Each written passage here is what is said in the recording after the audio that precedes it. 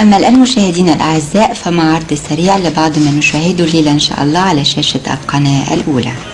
الساعة 7:10 بنلتقي بالحلقة رقم 11 من مسلسل بوجي وطمطم من إخراج رحمي. الساعة 7:30 تقريبا بنلتقي بالحلقة رقم 21 من مسلسل ألف ليلة وليلة إخراج فهمي عبد الحميد.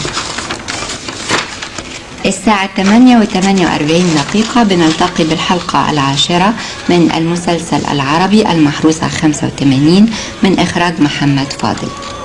الساعة 49 بنلتقي بحلقة جديدة من برنامج الجائزة الكبرى. أما الساعة 11 فبنلتقي بالحلقة رقم 20 من المسلسل الديني لا إله إلا الله من إخراج أحمد طنطاوي. أما سهرتنا الليلة مشاهدينا الأعزاء فبنقضيها مع الفيلم التلفزيوني من فضلك وإحسانك، قصة نجيب محفوظ، سيناريو وحوار رؤوف توفيق، بطولة صلاح ذوالفقار، هدى سلطان، هشام صالح سليم، ومن إخراج ناجي أنجلو. أسعد الأوقات مع فقرات وبرامج الليلة على شاشة القناة الأولى.